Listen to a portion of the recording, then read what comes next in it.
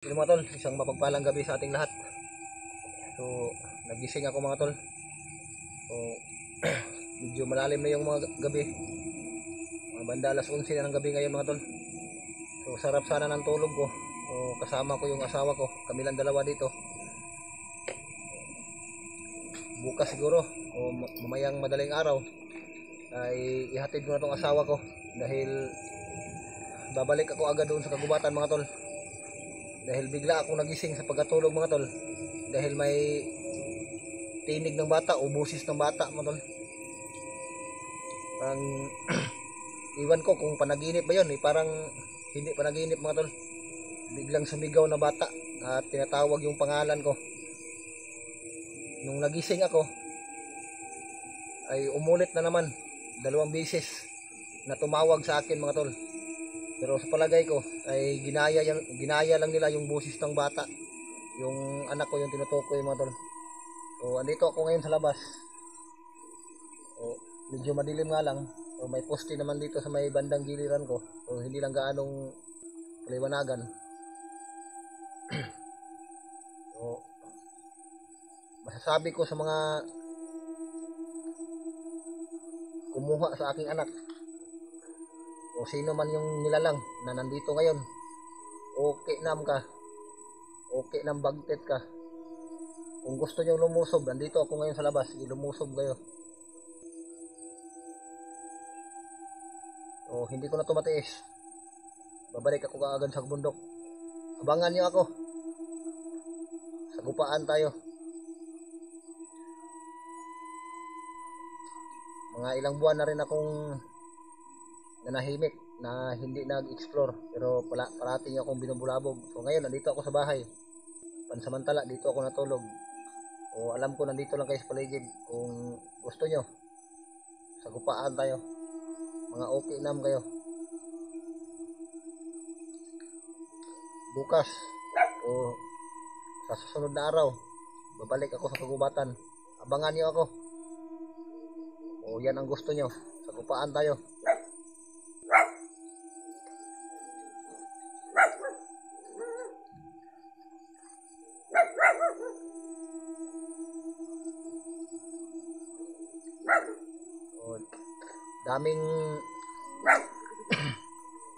daming nag-abang sa akin o naghintay na mahuli ako. O yan ang gusto nyo, babalik ako sa kagubatan. Hindi ako magtatago, lalantad ako, kita tayo doon. Abangan yung pagbalik ko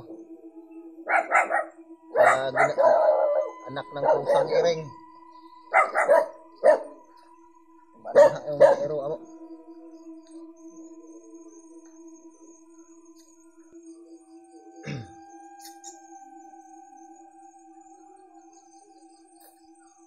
Adobs, ikutan mo doon sa likod, hanapin mo, pag may tao habulin mo. Sige na. So nandito yung alaga kong aso. Yung ibang aso na kasama ng aso ko rin, medyo hindi rin natahimik dahil may nakikita siguro sila na nilalang na nandito sa palibot ng aking bahay ngayon. So hinihintay ko lang. So alam ko na nakamonitor itong mga okay nam na ito. So hintayin natin kung lulusob ba. Kung hindi sila lulusob, ako nang lulusob.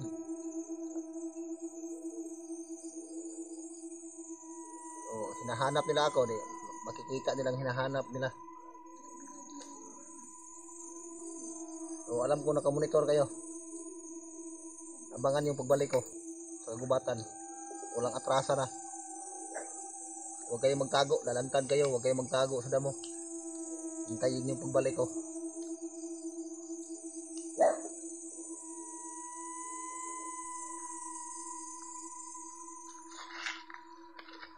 O libutin muna natin sa likod ng bahay mga tol. Dahil alam ko na yung mga nilalang na yan eh nandito lang yan sa paligid, nakaabang sa akin o nakamasid sa akin.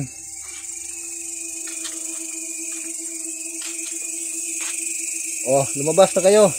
Ginagaya niyo pa yung boses ng anak ko.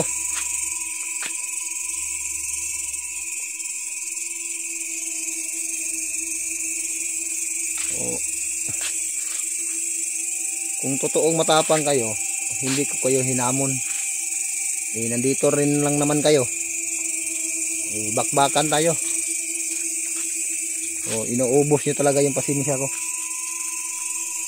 Hintayin yung pagbalik ko sa kagubatan.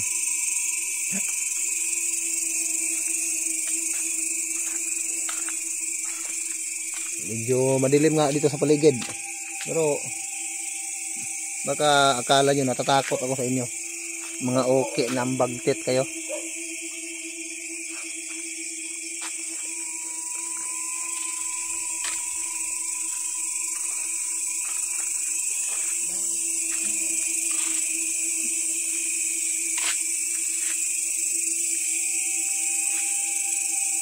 So, hindi lumabas. Hintayin natin mga tol. Ibigay natin sa kanila yung gusto nila.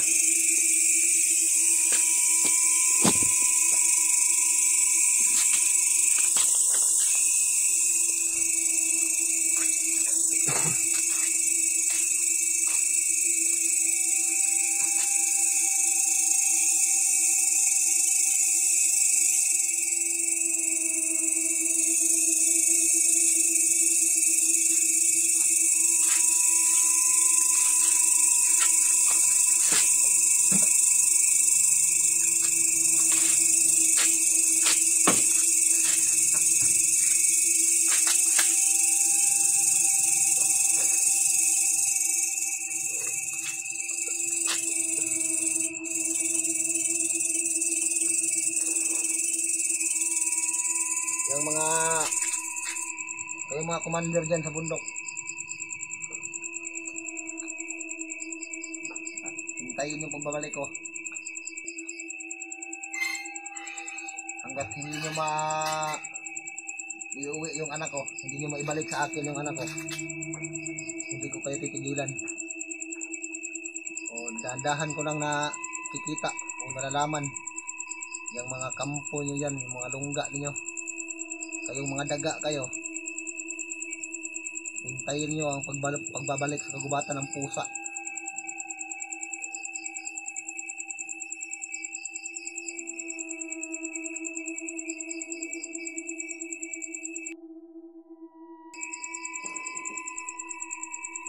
Ayaw nyo ang patahimikin, ayaw ko rin kayong patahimikin.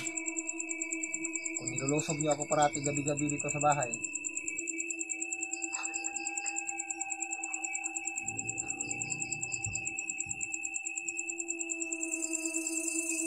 hintayin nyo balang araw ako din ang lulusob sa inyo. Hintayin nyo pagbalik ko sa kagubatan, mga okay lang kayo.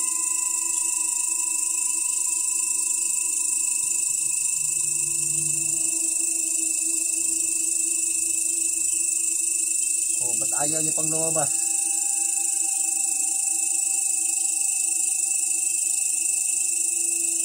Kung natutulog yung tao, binubulabog nyo. Ngayon, nandito na ako sa labas, ayaw nyo mapakita. Nagaya nyo pa yung busis ng bata, ah.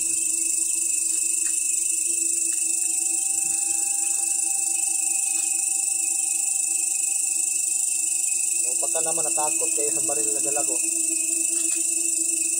Pwede namang hindi tayo magbarilan, suntukan tayo, mapakita kayo. Mga anak ang pinapay kayo, mga okay ng bagkit kayo.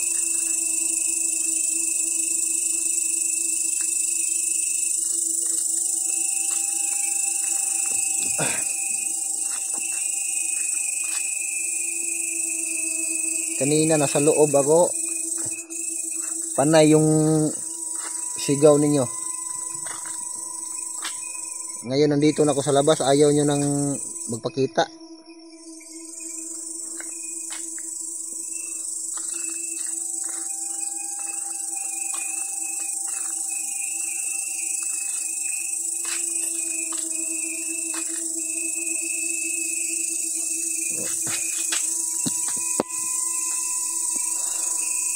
Ano tol?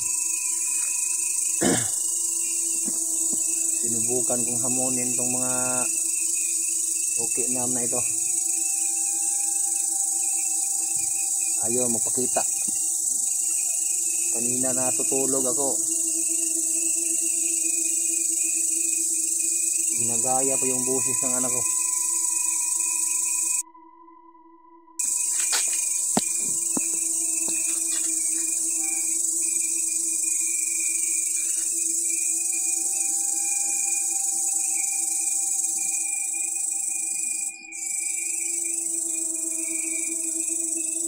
So, hindi ako matutulog ngayon mga tol. Babantayan ko yung asawa ko habang natutulog yung asawa ko. O, naka-idlip naman lang ako ng konti, mga 1 oras siguro. O, bigla akong nagising dahil may sumisigaw yung bata, yung anak ko. Kabusis talaga ng anak ko mga tol. Tumatawag sa akin.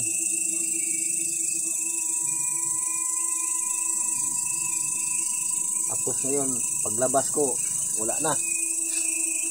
So, alam ko nandito lang yan sa paligid yung mga okay na yan.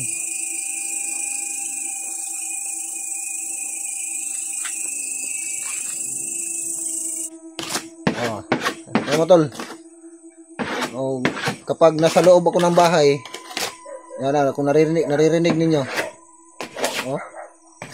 Sige, magsawa ka dyan. Pagsawaan mong kamrutin yung ano, kamutin mo ng maigi hanggat sa maubos yung kuko mo. Tingnan nyo mga tol, kakapasok ko lang. Yun o.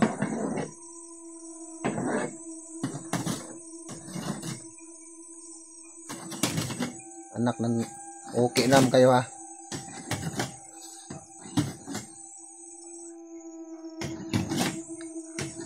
Yan o, kumakalabog o. Tingnan natin ha.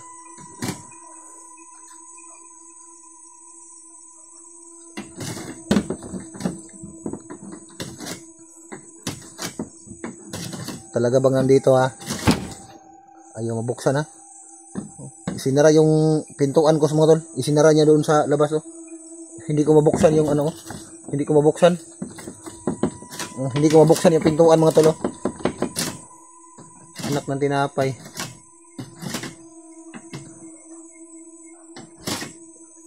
O ba't ayaw mong buksan yung pinto? Di buksan mo yung pinto, lalabas ako. Oh, inopen ko na yung ano mga tolo, pero oh, hindi mabuksan.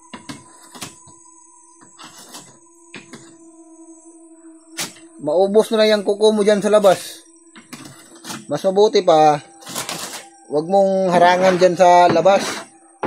Buksan mo para magkasalubungan tayo.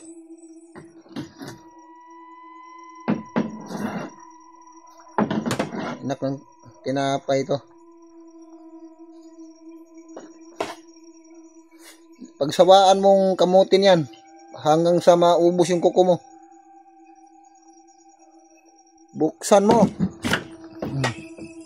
Ayun, may lumipad na ibon na malaki. Anak ng tinapay. Hindi lang makita.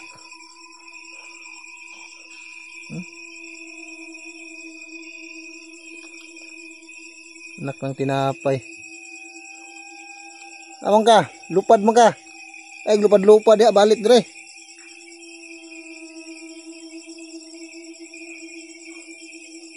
Natakot mga tol, yung nabuksan ko na.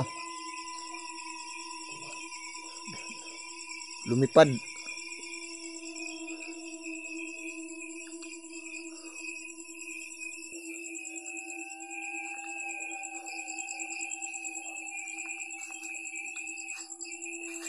Okay nam kayo ha.